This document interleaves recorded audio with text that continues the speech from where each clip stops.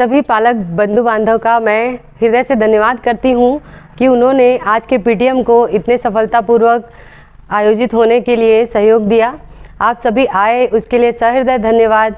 बच्चों ने बहुत अच्छा परफॉर्मेंस दिखाया है FA1 में, पर चूँकि पहला उनका सत्र चल रहा है 2 साल के बाद, तो कुछ थोड़ी सी त्रुटियां हैं, कुछ थोड़ी सी कमियां हैं, कुछ थोड़ा बच्चों के प्रोग्रेस में हम निखार उस तरीके से नहीं देख पा रहे हैं जिस तरीके से होना चाहिए। तो उसके लिए मैं यही कहना चाहूँगी कि बच्चों को थोड़ा सा समय दीजिए, क्योंकि 2 साल के बाद अब बच्चे पढ़ना शुरू कर रहे हैं, तो थोड़ा सा जो है स्लो रहेगा ये प्रोसेस। बट डेफिनेटली हम सेकेंड सेमेस्टर जब आएगा उस टाइम पे हम एकदम तैयार रहेंगे अपनी अच्छी दौड़ के लिए। तो मैं आज के लिए कुछ 2-4 विषयों पर आप लोगों से बात करना चाह रही थी, जो कि किसी कारणवश हो नहीं पाया। सबके समय मैच नहीं हो पाए कि हम एक साथ सबको बता सके किसी बात को। तो जैसा कि अभी सारे विद्यालयों में शिक्षकों के लिए ट्रेनिंग की व्यवस्था की जा रही है, और ये अनिवार्य रूप से किया गया है कि स्कूल में पालकों को प्रशिक्षण दिया जाए कि बच्चों के साथ कैसे ट्रीट करना है। तो उसी के संदर्भ में को लेते हुए मैंने भी 2-4 पॉइंट पे एक छोटा सा ट्रेनिंग तैयार किया था। बस किसी कारणवश जो है वो आज पूरा नहीं हो पाया, बट ये वीडियो के माध्यम से मैं आप तक भेजना चाह रही हूँ कि जो 2-4 बिंदु हैं मेरे पास, जिस पे हम और भी बाकी टाइम में और चर्चा करेंगे, पर अभी जो थोड़ी बातें हैं मैं आप लोगों को बताना चाहती हूँ। कि पहला जैसा एक हमारा है कि बच्चों को कैसा हम केयरिंग, शेयरिंग और डेयरिंग, ये एक 3 मेथड से हम बच्चों को अच्छी पेरेंटिंग कर सकते हैं एक अच्छे पेरेंट्स के रूप में। तो केयरिंग, शेयरिंग और डेयरिंग के लिए टाइमिंग है। आप केयरिंग कब करिए? जब बच्चा सोकर उठता है उस समय आप जो है, कई माता पिता का होता है, उठो अभी तक नहीं उठे हो, इतना टाइम हो गया है, स्कूल नहीं जाना है क्या, वो उठ गया, ये उठ गया, तुम कब उठोगे, कुंभकर्ण हो, ऐसा वैसा, इस तरीके की बातें हम करते हैं, या मार कर उठाते हैं या डांट कर उठाते हैं। ये ना करें, ये समय केयरिंग का होता है। तो सबसे पहले आप जो है टिप्स है ये, आप बच्चे के पास जाकर 2 मिनट के लिए लेट जाइए और उसके बाद थोड़ी देर उसके सर पर हाथ फेरिए। बच्चा थोड़ा सा कुनमुनाएगा तो उसको प्यार से बोलिए कि बेटा टाइम हो गया है, उठ जाओ, स्कूल जाना है। तो जहाँ आप डांट कर 10 मिनट में भी नहीं उठा सकते थे, वो आप जब प्यार से उसके पास हैं और उसको प्यार से उठाते हैं तो देखेंगे आप मैजिक होगा और बच्चा जो है 2-3 मिनट में ही रिस्पॉन्ड करके उठ जाएगा। ये होता है केयरिंग का टाइम। अब आता है शेयरिंग का टाइम। तो शेयरिंग का टाइम कब होता है? शेयरिंग का टाइम होता है या अगर आप बच्चे के साथ लंच कर पा रहे हैं या आप बच्चे के साथ डिनर कर पा रहे हैं, उस टाइम पे आप बच्चे को शेयरिंग सिखाइए। शेयरिंग में जो खाना है वो सबको मिले, तो मिल बांट कर खाना है। जैसे कोई एक चीज़ है तो जैसे कई घरों में होता है कि ये है तो ये बड़े के लिए है, आप बड़े ही खाएंगे, या कुछ मीठा है तो नहीं उनके लिए रहने दो, आप बाद में देख लेना, ये चीज़ें नहीं। एक भी मीठा है तो उसको तोड़िए, सबको बांट कर दीजिए, वहाँ से बच्चा शेयरिंग सीखता है।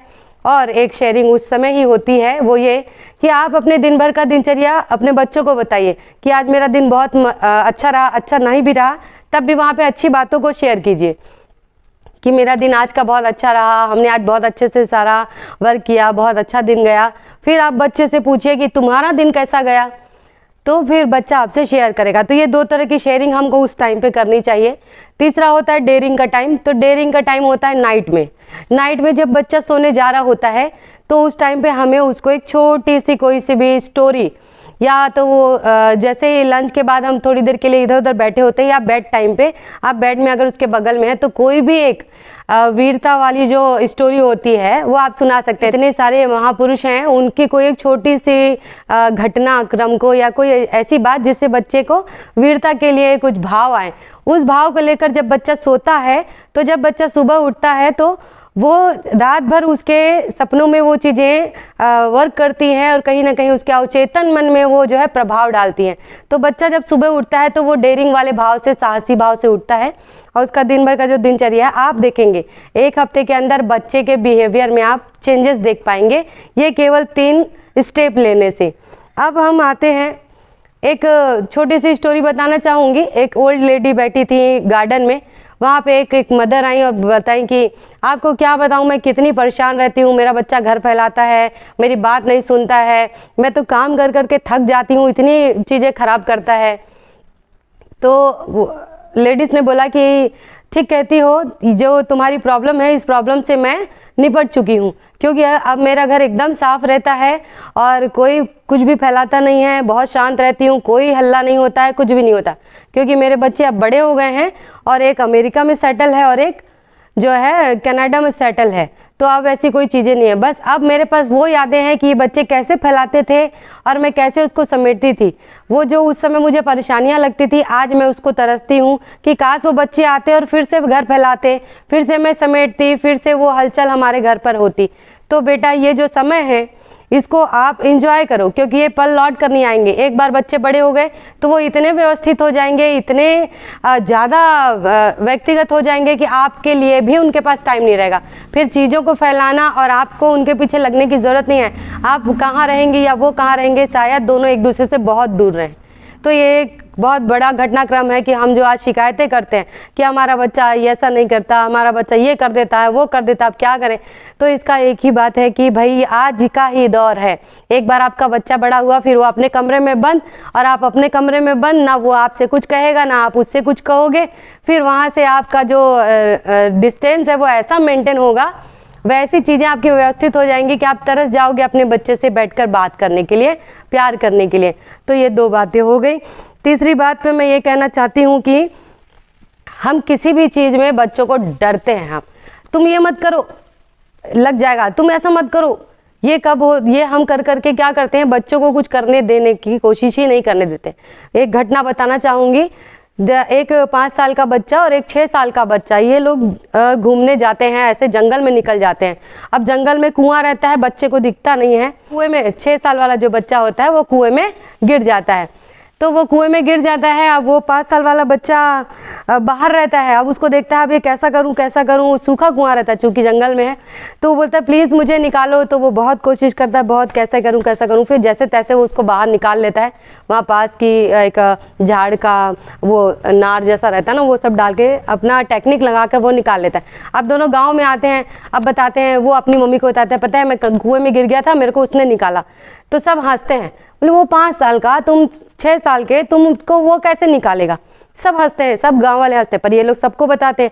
तो पूरे गांव वाले बोलते हैं आखिर ये संभव कैसे है। तो उस गांव में एक बड़ा थोड़ा समझदार व्यक्ति होता है।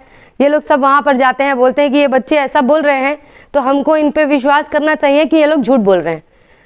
तो वो बोलते हैं कि देखो बच्चे झूठ नहीं बोल रहे हैं, बच्चे सच बोल रहे हैं। तो बोले ये संभव कैसे कि छोटा बच्चा निकाल दिया। तो बोले वो संभव इसलिए था क्योंकि उनके पीछे कोई ये बोलने वाला नहीं खड़ा था तू छोटा है, तू नहीं निकाल पाएगा। तो जब हम बच्चे को ये बोल देते ना तू ये नहीं कर पाएगा, तू अभी छोटा है, तो बच्चा करने की कोशिश ही नहीं करता, इसलिए वो किसी काम को नहीं कर पाता। और जब वो कर जाता है तो हमको लगता है अरे ये ऐसा कैसे कर लिया, इसको ऐसा नहीं करना चाहिए था या नहीं कर सकता था ये। तो ये चीज़ें होती है। फिर जो होता है,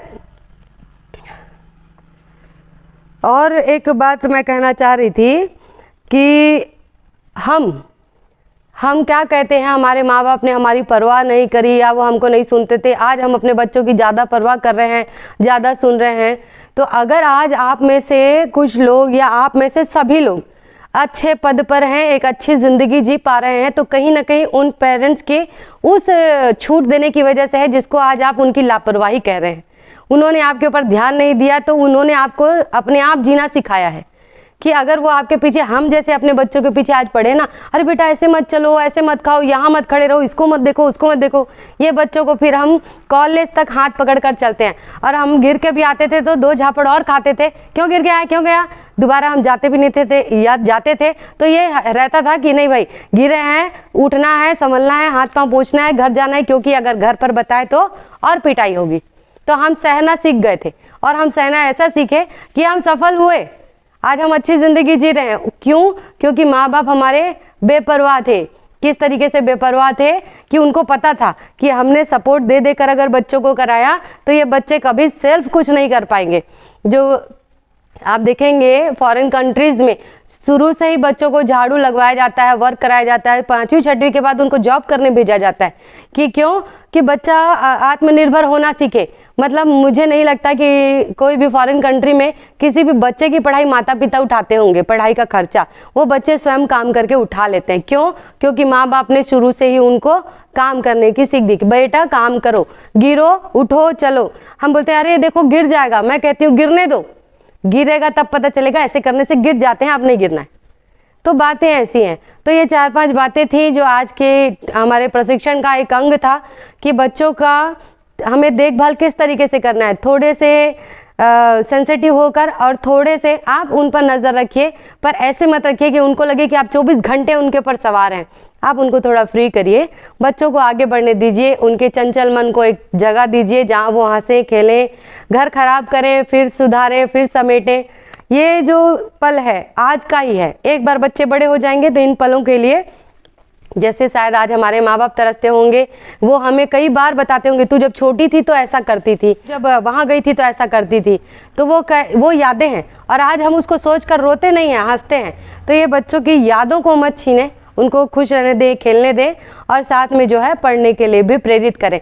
तो जब आप ये जो छोटी छोटी चीज़ें हैं इसको आप पालन करना शुरू करेंगे तो अपने आप बच्चे के अंदर जो है परिवर्तन देख पाएंगे। और जो मैंने सबसे पहले आप लोगों को जो 3 सूत्र बताए थे, कौन कौन से? केयरिंग, शेयरिंग और डेयरिंग। तो आप लोगों को केयरिंग करनी है, शेयरिंग सिखानी है और डेयरिंग के लिए उनको तैयार करना है। बस इन्हीं कुछ शब्दों के साथ मैं अपनी वाणी को विराम देना चाहती हूँ। उससे पहले एक बात और कहना चाहती हूँ कि हम लोग आज जो भी परिवर्तन टाइम टेबल हो या शेड्यूल हो या किसी चीज़ में जो कर रहे हैं वो कहीं ना कहीं शासन के गाइडलाइंस की वजह से है। तो अंत में मैं आप लोगों से एक बात और कहना चाहती हूँ और हाथ जोड़कर सनम्र निवेदन करना चाहती हूँ कि हम लोग जो टाइम टेबल में हो या किसी स्टडी शेड्यूल में हो कोई चेंजेस कर रहे हैं या शिफ्ट जो हमने बनाया है, ये सब चीज़ों के का सिर्फ एक और एक कारण है कि अभी जो गवर्नमेंट के रूल हम पे हर दिन हावी होते हैं कि आज कुछ 50% बिठाओ, तो डिस्टेंस मेंटेन करो, इत्यादि इत्यादि जितनी भी रूल्स रेगुलेशंस हैं। जैसे आप देखेंगे कई स्कूलों में कोरोना जांच हो रहा है बच्चों को लेकर, स्कूलों में अचानक पहुंच जा रहे हैं निरीक्षण के लिए। तो अगर वहाँ पे सोशल डिस्टेंस का पालन नहीं किया जा रहा है तो उन स्कूलों को फिर ताला भी बंद हो रहा है। तो इन सब चीज़ों से बचने के लिए हमको क्या करना है कि हम एकदम नियम से चलें ताकि हम साल भर अपने स्कूल को सुचारू रूप से चला सके और हमारे बच्चे की पढ़ाई जो 2 साल तक बंद थी वो इस साल पुनः बंद ना हो और हम साल भर बच्चों को पढ़ाएं और एक अच्छे स्तर पर लेकर जा पाएँ। तो इसके लिए थोड़ा सा कृपया आप सहयोग करें, अनर्गल विवाद ना करें, क्योंकि विवाद करने से कहीं ना कहीं आप भी परेशान होते हैं और हम भी दुखी होते हैं कि पालक क्यों परेशान है। तो आप सबसे निवेदन है कि आप सब इस स्थिति को समझिए और एक सहयोगात्मक और सकारात्मक भाव से जुड़िए।